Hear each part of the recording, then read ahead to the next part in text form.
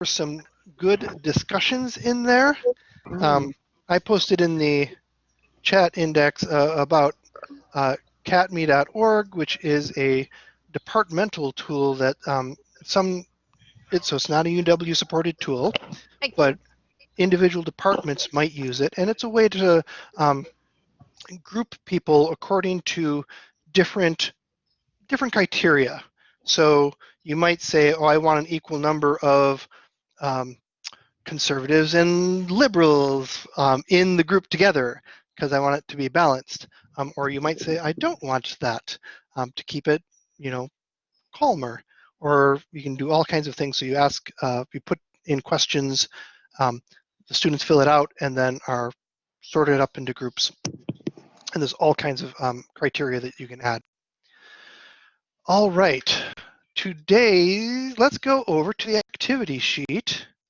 And I'm going to put that link in the document here, and then I'm going to go ahead and share my screen for that. And let's see if I can find it. There it is. And it should be coming up. And I'm going to make it a little bit wider. So you should be able to see almost the full width of it. And then we can discuss and talk about some of the things that we want to talk about. So before we start, are there things in this, or did you talk about any topics that are not in this first left category? And if so, go ahead and add them below, and then we can start to address those. And again, as an invitation, if you know the answers of these questions, or if you have, for example, digital resources, here in the right-hand side, please go ahead and share those. So I'll do, for example, catme.org.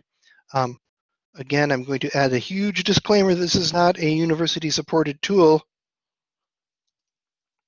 So you'd have to get departmental support for that to use it. But that's a good group tool.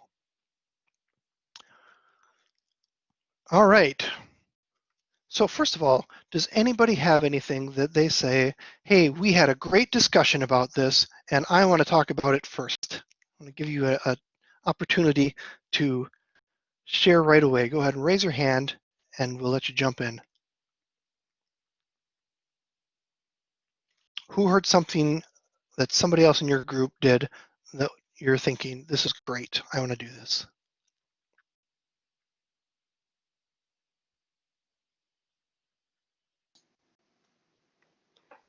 Karen shared that group work can be effective in large lectures. I'm teaching a 72-student lecture, and I really like her idea of using videos or other format to introduce students to each other at the very beginning of the semester, so that even if they're working remotely, they have a sense of community and they get to know each other. So you have them create videos and share those videos with each other? Right. So that's awesome. What Karen shared. Yeah, and I thought it was a very effective way to create community, but also to get to know team members that they're going to be working with. Great. Does anyone else do that or similar community building things? It's a huge point, right? In groups, you want to be able to trust the people that you work with. And we don't trust people that we haven't gotten to know yet. Allison, go ahead. Yeah, so I do a lot of group building within the classroom. If we're all online, that's going to be a challenge. I wondered if anyone has recommendations for platforms that are, Flipgrid comes to mind that my third grader is using. I haven't really looked into what that platform might look like for graduate students, but I wondered if we are all online, if there are other good ideas for ease of that type of community building. Yeah, and I'm going to put on my Do It AT hat here, my official university job hat here, and say Flipgrid, like CatMe, is not a fully university-supported tool. Even though so many K-12 schools across the country with much stricter privacy regulations than the UW-Madison has, even though others use it, there are lots of things that we cannot support due to privacy and FERPA and cybersecurity, etc. So UW-Madison is starting to tighten up what is allowed and is not allowed. To that point, however, they are not explicitly saying instructors do not use tool X, Y, or Z. They're just strongly discouraging it. But say more, Allison.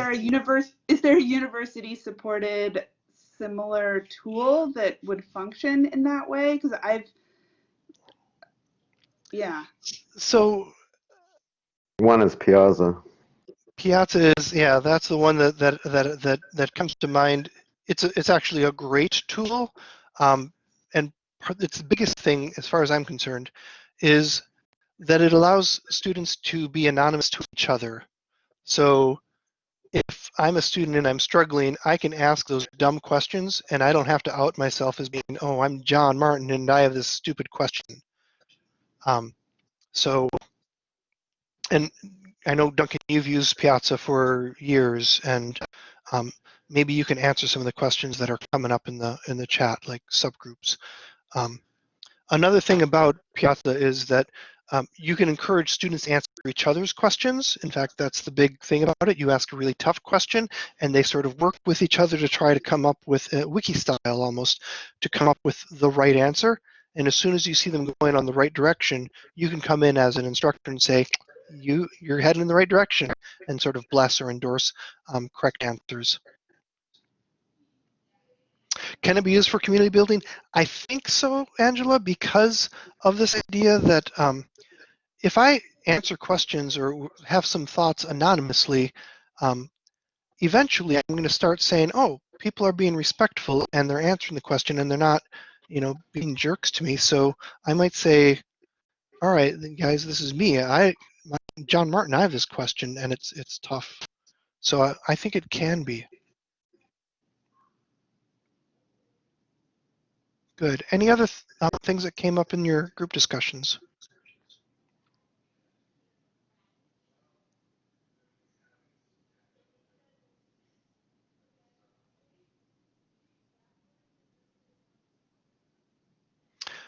Bing, really good point. And let me make that into a broader point. Although there are many apps and tools that at the university level we do not support at the university level, students are free to use whatever they want. And they are already using whatever they want. So as Bing points out, a lot of the Chinese students will have these informal groups that you don't know about, and they will use QQ or WeChat and put those together. A lot of fraternities, sororities, or other student groups will end up using things like GroupMe. A lot of your informal groups in the residence halls will use GroupMe. Is that the right one? I think it's GroupMe. To have these little informal discussions back and forth. Now, that's great for the people who know about it, but if there are students in your class who don't connect with those groups, then they're kind of left alone. So think about ways that you can build in a formal way for them to do that, that is blessed, where they can start having these informal discussions with each other to build that trust, because otherwise you're going to have these groups of people in WeChat or QQ, WhatsApp, GroupMe, thank you, in those small spaces, but there's going to be somebody who's not invited, and that somebody who's not invited is, because they're not part of that group, is at a huge disadvantage. In some ways, that's what Piazza was created for. The backstory of that was that a female Indian engineering student she saw all of these male engineering students, her student peers, working together on problems. Culturally, it was okay for them to talk to each other, but it was not okay for them to talk to her. And so she's like, this stinks. How do I get into those groups while honoring their cultural beliefs on that. And so she said, well, what if I were anonymous? And if you're anonymous, there's no reason for them to not talk to you. So that's one of the big ideas behind Piazza. So good. Okay. Feel free to jump in with other things, but let's start heading some of these points off. So how many participants should be in a group for remote learning? It looks like 3 to 5 is a big amount. I think that that's probably true. If you get much larger than 5, you don't have, you've got a lot of opportunity for people to get lost, right? Or to start to do that socialing and not participate. And if there's 4 or 5 other people doing it, they might not notice that. So make it small enough that everybody has something to do and nobody gets lost. Another good element of that is to say, assign everybody a role. So if your project says, ideally a landscape architect would be involved in this, a wetland biologist would be involved in this, I don't know, some of the other people in Markson would be involved, then have those 3 people, person 1, you're the wetland biologist, person 2, you're the landscape architect, person 3, you're the whatever. Give them those roles, and that way they have to participate because you're sort of jigsawing the responsibilities of them, and then it is up to them to represent that element as they work on this project together. Are group projects productive? Oh, yeah, they are, absolutely, for all the reasons that we started off in the very beginning. Again, if well structured, with checkpoints and clear opportunities for group process discussions. I would also add to that, make it open so that they can see each other's, so that the groups will say, hey, what's group 2 doing? And if they can see what other groups are doing, they will sort of start to keep each other on track. So that's an excellent point and possibility. All right, ideas for active engagement of participants in synchronous online session. Okay, this is the one that I struggle with the most because you lose track in those synchronous sessions, right? I can't be in all of the groups at once, so I sort of have to say, I have to trust that good things are happening.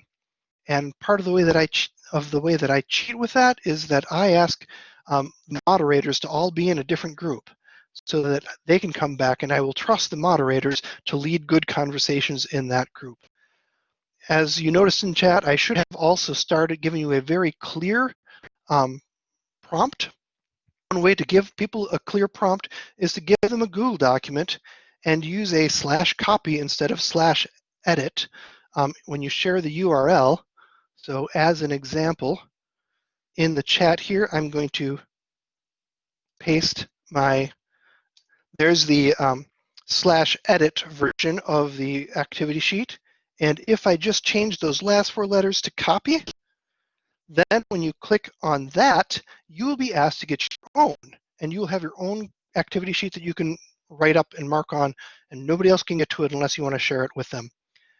The students give one to every group. They can share it with each other. They can answer the prompts that you give them on that, and that way there's a document that they can work on together. So that's good. All right, collaborative elements, good. Oh, Kat asks a question earlier I saw. Where was it? Right, faculty don't have moderators. Harness your students and say, hey, students, this week, everybody whose name starts with whatever, or everybody group 1, you are going to be the moderator, and group 2, you're going to be the moderators next week for your different groups. And you are responsible for reporting out what you talked about and for leading the conversation. If you use that collaborative Google Doc worksheet idea, have them be the person who clicks on that and then hands it in, representing what their group did. And that's a good way to do that. All right, building accountability, having that one person we just talked about a little bit, it's up to that one group leader to make sure that everybody's accountable. So that's good. Everybody gets a chance to be a manager. Yay, favorite job ever, right? But an important skill for people to learn. And then great, thank you everybody for adding extra resources to the side. Does a project have to have a deliverable? Oh, I love this question. one of my favorite, and I want other people to jump in as well, as always. One of my favorite questions, so I studied games and learning. And as a project for a lot of classes that I did afterwards, was I said, hey, let's make a game about whatever the topic was. And people think, oh yeah, I'm going to make a game, and it's going to be as cool as whatever the cool game is that's being played these days, Animal Crossing, right? And they will very quickly realize that they cannot make a game as cool as Animal Crossing because they do not have millions of dollars, or they don't know how to think about game design, and they don't have artists and things like that, right? But as they go through that struggle, they will start to say, they'll do analysis. What are the important things to know about this topic? They will think, what should I leave out? What's sort of superfluous on that? So they start thinking about the learning objectives. You don't have to call them that. They won't think of them as that. They'll just think of what's important and what's not important on their own. And having a student come up with what's important about this topic and how do I represent it to other people in a way that's engaging and fun. Is it sound like course design right now? It is. How do I teach this to other people in this 5 to 10 minute game that I'm going to make? And they'd work on it as a group, so they'd have this teamwork thing. And some of them were terrible. Most of them were terrible, right? After an hour of working on a game with 4 other people who are not professionals at this, it's terrible. But they see how difficult it is. They struggle with some of the key components that are in your discipline of what's important, what's not important, how do I solve this problem, how do we make it compelling, and they'll have a great appreciation for you for the rest of the semester after that. So, did it have a deliverable? Yeah, they made a game. Was it a good deliverable? No, they were terrible. Mostly terrible. But it was the process that was important rather than the end result. All right. How much infrastructure to provide for the process? Also, I want to point out here that I'm still doing all the talking. So please raise your hand and jump in because I want to hear more about what you want to talk about.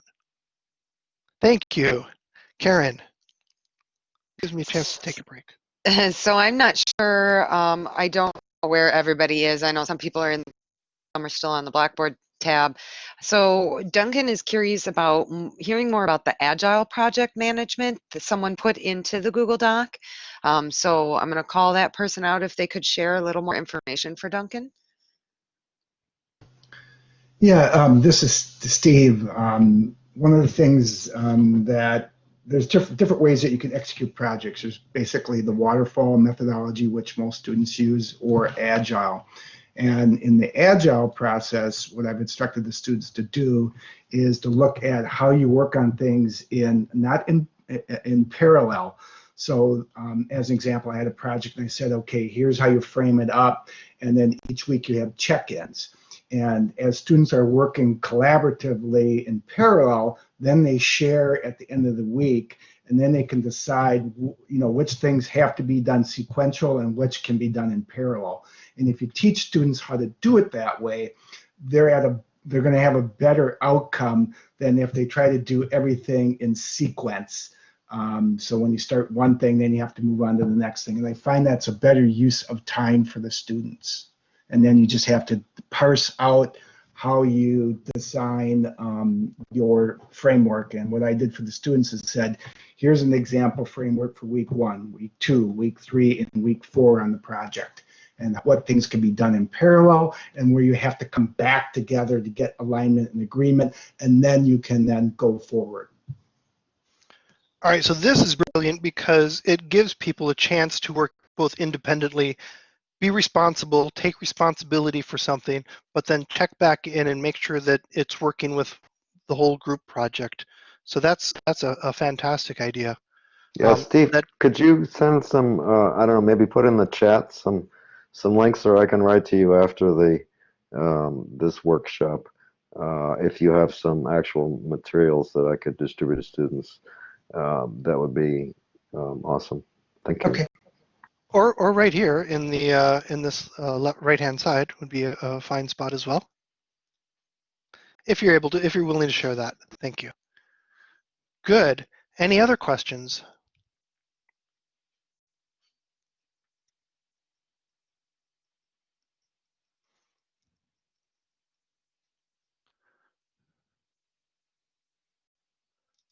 All right, so infrastructure, we actually, in some ways, we talked about this just with the Agile a little bit, and that's a great way to do that. Another way to think about this is to keep asking your students how things are working, and keep asking your students about what their suggestions are. You may have somebody who's taking a class in project management who has figured out Agile and say, we could do it this way. So that's a rely on your students more. Karen, go ahead.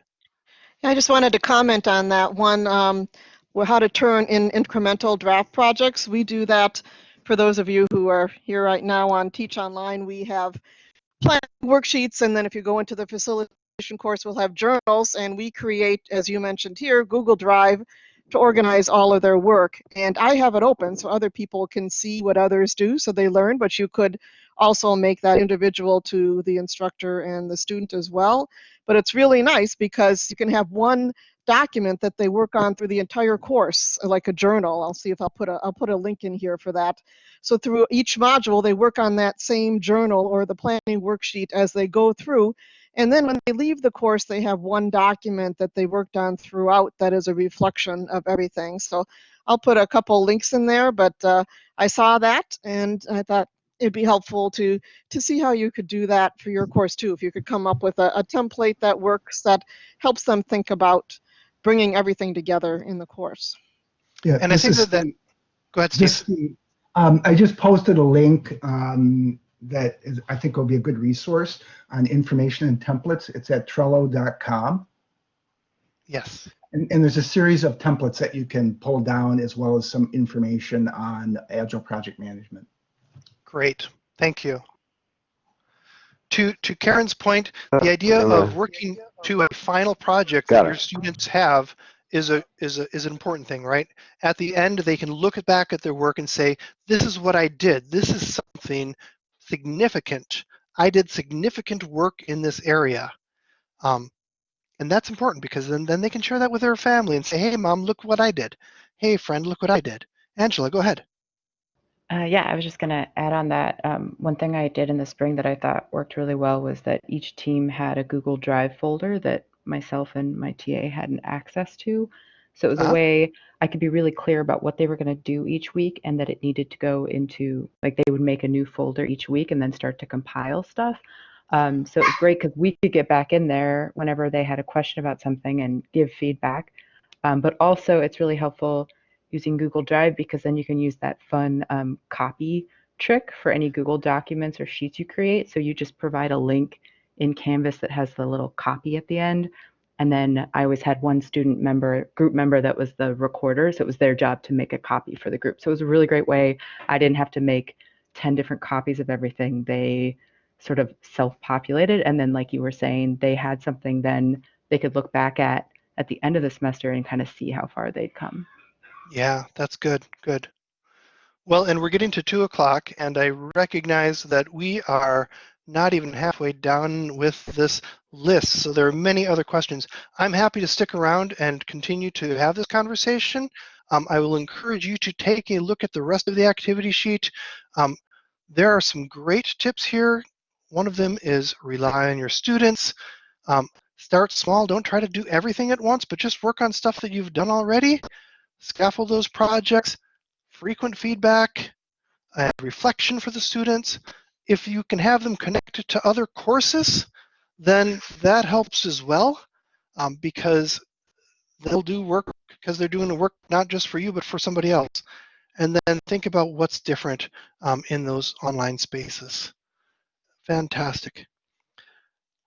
That is all that we officially have time for today. This lab went by fast, and you all were awesome at having a lot of questions for us to talk about. So thank you very much for coming today, and hope you join us again next week.